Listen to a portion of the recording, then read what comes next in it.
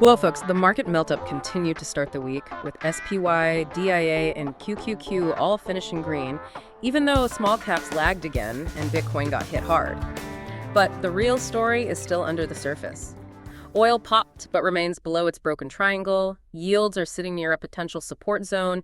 Financials and regional banks are tightening up. JPM is sitting right on trendline support. Industrials are consolidating near all-time highs. And copper plus rare earth metals are starting to look very interesting. Let's get into what Grok Trade is seeing to start the week. And quick reminder before we start. This is not a buy alert, sell alert, short setup, or personal financial recommendation. Grok Trade is sharing market commentary, technical analysis, chart-based opinions, and trader education. So keep your risk defined, trade from your own plan, and speak with a qualified advisor for guidance tied to your personal situation. Yeah, that covers the bases. Yeah. And looking at today, Monday, June 1st, 2026, the divergence under the hood is just glaring. It really is. I mean, big tech is just flying. But then you look at small caps, right? IWM is just, it's really lagging behind. Exactly. And, we mentioned last week how sensitive light crude oil futures at CL, how sensitive they are to news right now. Right. And it definitely popped today. It did pop, sure. Yeah. But technically speaking, it is still trapped below that broken symmetrical triangle. It's still setting lower highs and lower lows. So the bears are still technically in control there despite the pop.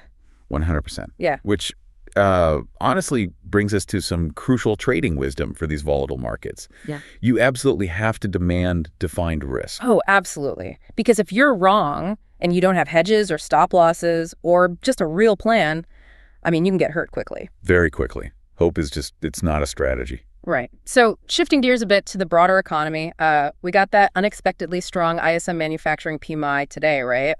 54.0. Does that act like gravity on this whole market melt-up? It definitely keeps the yield conversation front and center. I mean, a 54.0 print is strong, so it basically kills the immediate rate cut argument. Wow, yeah. So what's the U.S. 10-year yield doing with that news? Well, US 10Y is resting right on former resistance right now. And that's acting as potential support near the 50% retracement of its last swing higher. Got it. So if yields stay high, it sucks capital away from equities, which I guess that explains the pressure on the financial sector today. Yeah, exactly. XLF is just oscillating tightly between its 20-day and 50-day moving averages. Right. And then you've got the regional banking ETF, KRE, stuck inside another symmetrical triangle.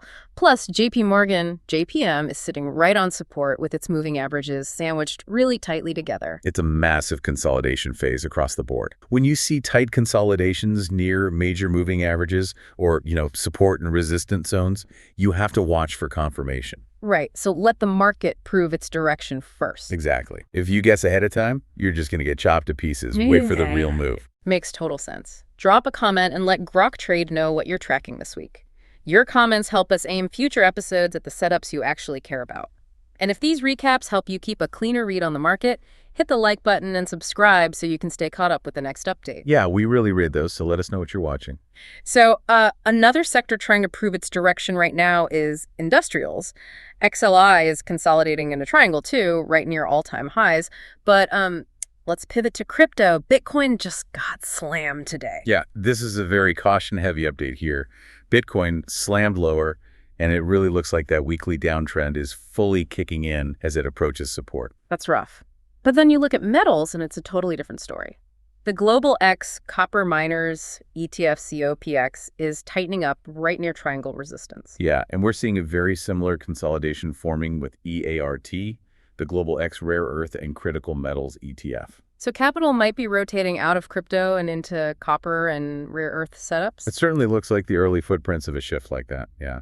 Well, we'll keep a close watch on it. Have a great rest of the day, and we'll catch you tomorrow as we track oil, yields, financials, regional banks, industrials, Bitcoin, copper miners, rare earth metals, and whether this melt-up keeps grinding forward. And before you go, just think about this. With so many major sectors tightening up simultaneously, what happens to the broader market trend when all of these patterns finally decide to break at the exact same time? Hey, thanks so much for watching.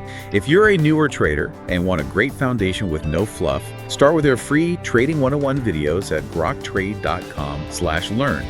And if you're ready to reach your full trading potential, whether you're a total beginner or a battle-hardened trader, check out our mentorship program at groktrade.com/trading mentor.